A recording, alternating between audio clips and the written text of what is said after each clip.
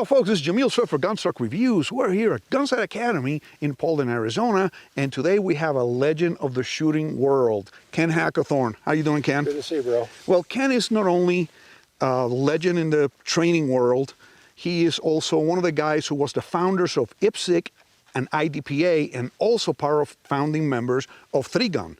Okay, and he sort of kind of likes guns. I don't know. Do you like guns? Kind of. Kind of? Okay. Well, we're going to talk about the new Colt Python that just came out. And the cool thing about it, we're going to talk about the past and the present. Because you've had experience. You shot a Python once? I probably had 3 of them back in the day. So you shot them and you had experiences with them. I've had one that I picked up in a pawn shop in Mesa, Arizona for $375. Oh, that was the right price. And when I took the grips off, it had the name and batch number of Maricopa County Sheriff's deputy inside of the grips. Oh, that's cool. That's a really cool story. But now, Ken, compared, we haven't shot this one yet, but the old ones, tell me about them. Well, first off, they were beautiful guns. Cosmetically, probably one of the most attractive guns. Colt basically made the Python when they introduced it like in 1956 as the top of the line. Beautifully polished, beautifully finished. Remember, guns of that era were hand-fitted. Okay. Of that era. So literally you had one craftsman, one guy putting that gun together, everything, and there were things that had to be stoned and fitted to, everything was perfection. They were very expensive. When that gun first came on the market, it was $120. Oh my God. That was a lot of money. That was the most expensive gun on the product line. When they reintroduced the Colt Single Action Army, it was $125. It was actually $5 more expensive. But over the years, the prices went up. They had a lot of attributes, one of which, besides being beautifully made and attractive, they were very accurate guns. And remember, back in that era, everybody shot Revolver single action. Bullseye, the reason I like the Colt, it uses the V mainspring. And to shoot like this and thumb cock the hammer, it's easier than a Smith & Wesson. The Smith & Wesson is stiffer to thumb cock. So the Colt was favored. You look at the wide spur hammer, and just stick the gun out like you're going to shoot it, and then just reach up and thumb cock and see how easy it is to cock. Yep. That's why the Colts ruled the bullseye market, because that's how you shot them. Now remember, same thing in that era, everybody shot target with 38 wide cutters. Yeah. So you shot the gun single action with 38 wide cutters, they held up beautifully. Now remember, people back up until really probably the 1960s, people didn't shoot handguns very much. No. And I tell people, the guy that made people good at shooting handguns is right down here in Phoenix, is Mike Dillon. He created the shooting world. Because prior to that, nobody could afford to shoot handguns much. Bottom line is, well, the Python was a beautiful gun, very accurate. Cosmetically, one of the most pleasing guns you can look at. As a shooter, I was pretty down on them. So I'm a Smith & Wesson guy. I grew up with them. They've got a better action as far as reliability and durability. And so I've just I've got a number of Colt revolvers, don't get me wrong. I got a bunch of them. But from a shooter standpoint, they were never my favorite because of durability. Yeah, but now we're going to go ahead and shoot this one and see how it performs. Sure. Okay, Ken, here you go. I just loaded 6 rounds of 57 Magnum, 125 grain, Colt National Match ammo done by Double Tap. Cool. So here you go. Let's see how it works. You do it first. All right. All right, going hot.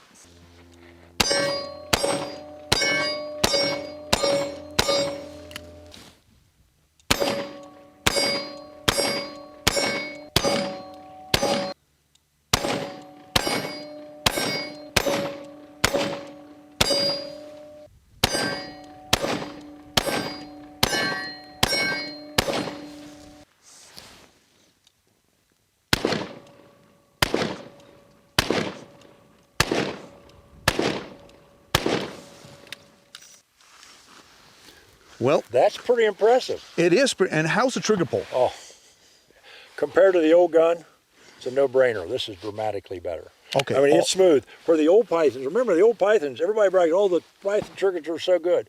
They were crap. They stacked terribly. As the farther they went back, the harder they got. This gun is, I mean, there's no stack. It's just straight back bang. And it's a clean... In other words, there's no increasing wall. So from a shooter standpoint, pretty darn impressive. As a matter of fact, just from a shootability standpoint, if you put, say, a current Python this one, the new Python, and the original one on the table in front of me. And the old ones, by the way, you know, bring stupid money. Yeah, oh yeah. I wouldn't even blink. I'd pick up this gun. Well, that's awesome. Yes. No, I'm going to be a little more sophisticated than you. I'm going to shoot 38 specials. I think that's probably not a bad call. All right, see what you can do. I'm going to be a wuss. I'm going to shoot a steel. That's good.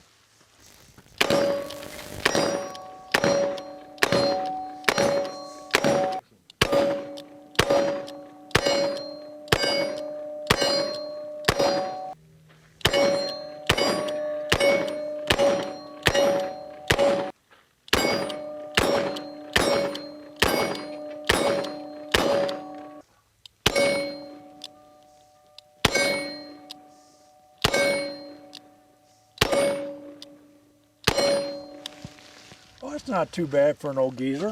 Well, you know what? I'm old. I'm not a revolver shooter, but you know, Ken Campbell here at Gunsight has been teaching me how to properly shoot a revolver. Yeah. So I'm getting used to it. Yeah. I tell you what, because of the, like you said, the wall is no longer there. Yeah.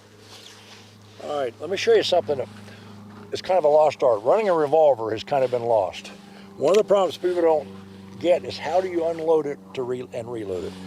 First off, Colts, you pull the cylinder latch to rear. Smiths, you push forward. Rugers, you press in. Colt, you pull it to the rear. You use your support hand, social finger, to open the cylinder. Now, one of the drawbacks to the Colt historically is it has a short extractor stroke. It will not kick the rounds out. Okay. The way you fix that is you always bring the gun. When you do that, you invert the gun so the muzzle's up and gravity will get them out. Okay. Now, the system I use, and there's a number of different ones, is you open a cylinder, I invert the gun, I push the extractor rod and let go. Remember, don't pump it, push it down, let off so it snaps, and you saw all those last 2 rounds fell out. Now you re-invert the gun because you want gravity to work for you, putting rounds in or a speed loader. So the technique, if you keep your right hand shooter, is you switch to your left hand, snap, and then roll the gun back over so you can do your reload. The other system is you open it up, take this hand, strike the extractor rod, and then reload with this hand. Okay. I prefer to use this one because my dexterity's better. Yeah, it's there. Yeah. But remember, get the muzzle up. Even if you do this, get the muzzle up, then orient the muzzle down so the rounds will drop right in. The mistake is I see people with revolvers is they lay them on their side and try to do this. Okay. And you always end up with a case stuck under here somewhere. Oh, okay. So gravity. One of the arts that's been lost is the process of reloading. Back in the day, before speed loaders, people carried their cartridges in belt loops. And one of the things you wanted to learn was the art where when you drew the cartridges out, you always tried to bring out 2 at a time. So you loaded, 2 more, loaded, 2 more, loaded. So you had 3 strokes and you had a fully loaded 6-shot revolver. And so the old pros back before speed loaders, they set up so they always pressed up the bottom of your fingers, pressed the 2 rounds up, and your thumb and the fingers picked the top out and loaded 2, rotate 2, close the gun, you're back in the fight. Okay, what drill do you have for us next? I've got it's a pretty simple drill. If you want to learn how to drive a wheel gun, it's a pretty decent one. You want to do it about 10 yards, about like we are, and you want to start with 6 rounds in the revolver, ready gun, and on the signal, you come up and fire 2 rounds holding the gun with both hands. Then you switch to 2 rounds strong-handedly, then you come back, switch to 2 rounds weak-handed. So your goal is to do that so that when you're finished, don't worry about the time initially, so you can cover all 6 shots with your hand at 10 yards. When you can do that, then you can be more concerned about speeding up. But remember, you never want to sacrifice accuracy for speed. One of the biggest flaws I see of the gun culture, we have become obsessed with speed. And for the most part, it's meaningless. As a matter of fact, I tell people, everybody wants to be John Wick. And that's fantasy. Remember, that's not real world. So accuracy is everything. Remember Jim Cirillo, who was kind of probably one of the world's most accomplished gunfighters, used a revolver. Mm-hmm. And I asked Jim one time about it. I said, well, you know, what was he said, I never had to shoot anybody very many times. You shoot them right, they quit doing what they're doing. So obviously, people say, well, you only had 6 rounds. You know, he did carry he had a Colt Cobra in his pocket, a Model 10 issue heavy barrel, Colt Cobra in his pocket, and PPK in his ankle holster. So he had enough bullets, but the bottom line was, Jim told me, he said, I never, ever had to worry about not having enough ammo. It was done with what was in the gun. Mm-hmm. So let me show you this drill. Let's do it. Okay, let's go ahead and do it. Now, one minor point we want to go over. Your normal firing grip, and everybody's got a kind of different. A lot of guys shoot revolvers what we call the X grip, and that's fine. But remember, when you start shooting auto, that's a bad place for your thumb. Yeah. X grip works. What you don't want is get your thumb someplace where it causes cylinder drag. You want to be very careful about that. And I've done that before, and it hurts. Yeah. Next thing is, this is no problem. This is no problem. Now, getting your weak hand grip is different for most people. The revolver's got a different grip profile. Best way to do it is simply open your grip up. You open it up like so. Put your hand in so you've got the grip you want in line with the arm. Simply close your fingers and thumb, go right back, and fire your weak hand shots. Now, for example, I have a habit that I've trained myself. When I switch hands, I switch eyes. Oh, okay. Because if you're shooting around cover, the left side of cover, if I come out and use my right eye, guess what? They got my whole head to shoot at. Oh, that's So bad. I only give them the left eye. I only give them half of my head. Oh, okay. But anyway, we'll run this and see how it goes. Okay, let's do it. All right. You ready to run them? All right, here we go.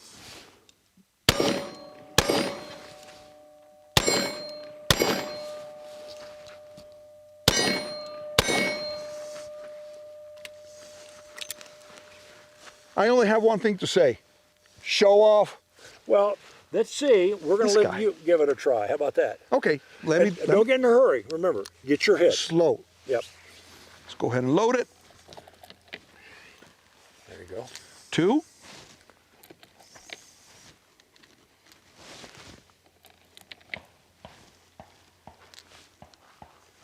All right.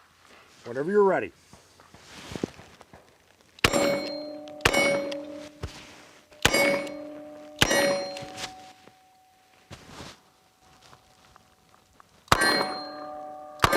Not bad.